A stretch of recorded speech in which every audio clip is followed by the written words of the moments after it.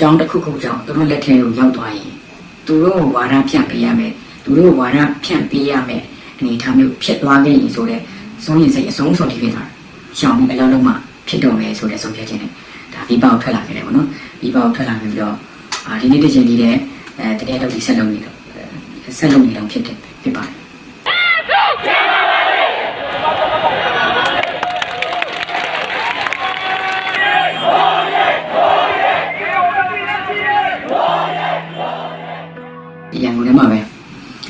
ရန်ကုန်ထဲမှာပဲဆက်ရှိနေတယ်ဒီလမ်းပေါ်မှာပေါ့နော်လမ်းပေါ်မှာဆန္ဒပြကြတဲ့သူတွေကိုရိုက်ခွေးလုပ်တယ်သူတို့မေးတယ်ပြီးတော့သတင်းတင်ဆက်တယ်ပေါ့နော်သတင်းတင်ဆက်တာတွေလုပ်တယ်လမ်းပေါ်မှာပဲမနေ့ပိုင်းမှာရိုက်ခွေးတစ်ခုခုလုပ်ရင်မလုပ်ရင်ကင်မရာရှေ့ထွက်ပြီးတော့သတင်းတင်ဆက်တယ်အဲ့ဒါလေးလုပ်တယ်ပေါ့နော်ဆိုတော့ဒီလိုမျိုးအလုပ်လုပ်နေတဲ့အချိန်မှာကိုရီနေတဲ့နေရာကလည်းဘာနဲ့နေလဲဆိုတော့ရဲစခန်းနဲ့နေတဲ့အတွက်အဆောင်ပြမအဲ့ရဘူးဖျားချောင်းတစ်ခုမှာ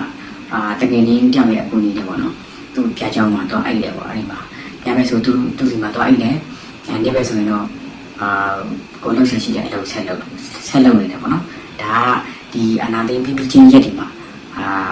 လုပ်ခဲ့တဲ့အရာတွေပေါ့နော်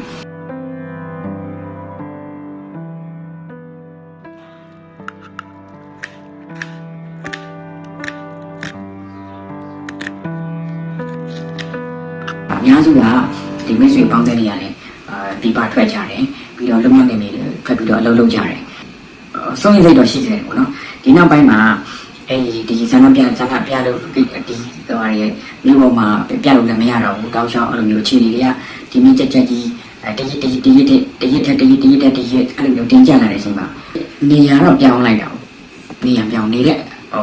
လမ်းနေရာပြောင်းလိုက်တယ်ခိုင်းနေတဲ့နေရာမှာမနေတော့ဘူးနောက်ထပ်နေရာအတစ်တစ်ခုပြောင်းလိုက်တယ်ပြောင်းပြီးတော့နေလိုက်တယ်နေပြီးတော့အဲ့ဒီကနေပြီးတော့ပဲဒီဘယ်လိုခေါ်မလဲတတိယအလုပ်ဒီဆက်လုပ်ဖြစ်တယ်ပေါ့နော်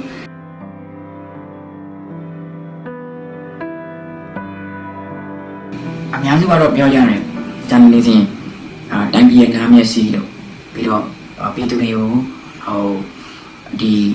အလင်းဖွင့်ပေးတဲ့အလင်းတကာဖြစ်တယ်လို့တော်တော်များများပြောကြတယ်ပေါ့နော်ဒါပေမဲ့ကျွန်တော်ထင်တယ်တော့အဲ့ထက်ပိုတယ်ဘာဖြစ်လဲဆိုတော့ကျွန်တော်တို့ကဒီစကလုံးစာရေးတတ်တဲ့လူကစာနဲ့ခြံခဲ့ကြတယ်တမိုင်းဓာတ်ပုံရိုက်တတ်တဲ့လူကလည်းဓာတ်ပုံနဲ့ခြံခဲ့ကြတယ်ဗီဒီယိုရိုက်တတ်တဲ့လူကလည်းဗီဒီယိုနဲ့ခြံခဲ့ကြတယ်ပေါ့နော်အဲ့ဒီကျွန်တော်တို့ခြံခဲ့ရတဲ့အစအနတွေချီရလေးလက်ရလေးနဲ့နောက်လူတွေကဒီဟာတွေကိုကြည့်ပြီးတော့ဘယ်အချိန်မှာဘာတွေဖြစ်ခဲ့လဲဆိုတဲ့ဟာဘယ်အချိန်မှာဘာတွေဖြစ်ခဲ့သွားလဲဘာတွေဖြစ်သွားလဲဆိုတဲ့ဟာသူတို့တွေမြင်ရတွေ့ရအောင်မှဖြစ်တဲ့အတွက်အခုနလိုတိုင်းပြည်ရဲ့နာမည်စီပြည်သူတွေရဲ့အလင်းတကားပေါ့နော်သူတို့အသိဉာဏ်ဖွင့်ပေးဖို့ဒီ journalism ပြောကြတာတဲ့အဲ့ထက်ပိုတယ်လို့ကျွန်တော်မြင်မိတယ်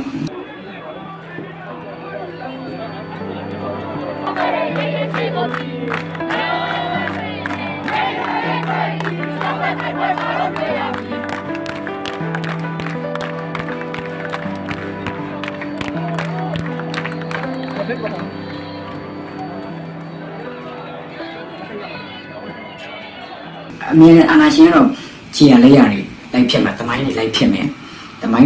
ဘယ်လောက်ထိလိုက်ဖြစ်မလဲဆိုရင်အဲ့ဒီတမိုင်းတွေကို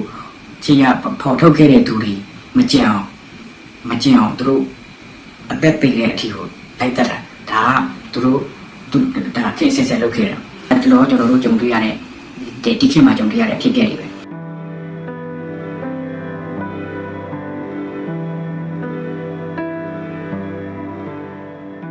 အစိတ်တက်ပြတ်ခံရတဲ့တရင်မားတွေအတွက်ဒါလောက်ကပိုင်းပဲရဲဘော်ရဲဘက်တွေအတွက်စိတ်မကောင်းဖြစ်တာလည်းပို့တယ်။ဟိုကကျွန်တော်တို့ကမြင်တာတွေ့တာကြားတာကျွန်တော်တို့အကုန်ဖော်ပေးရမှာဖြစ်တဲ့အတွက်ဒါကျွန်တော်တို့လုပ်တဲ့အလုပ်ပေါ့နော်။ခုနဖန်တီးတက်ပြတ်ခံရတဲ့တရင်သမားတွေဒီအတွက်စိတ်မကောင်းဖြစ်တယ်တော်တော်လေးစိတ်မကောင်းဖြစ်တယ်။နောက်တစ်ခုက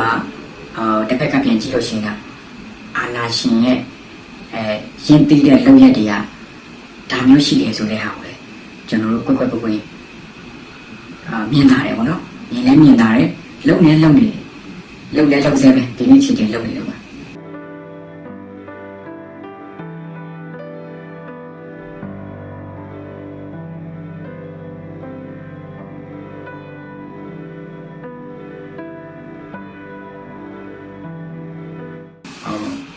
ဗီဇာမရှိတော့ဘူးပေါ့နော်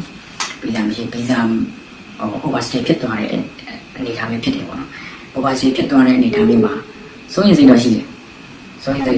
တ်တော့ရှိတယ်ဒါပေမဲ့ကိုရှိရလာတဲ့သူတွေကိုရှိမှာကိုထက်အများကြီး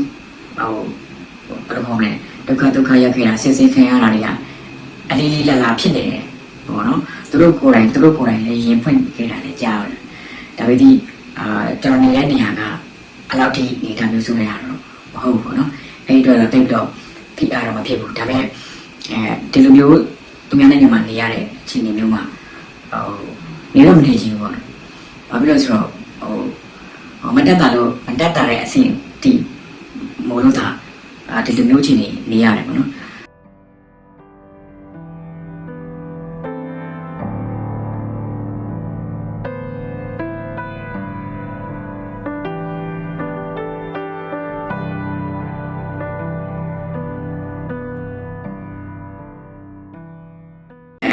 ဘယ်ချိန်မှာများတရားပြီးသွားမှာလဲပေါ့နော်ပြီးသွားတာနဲ့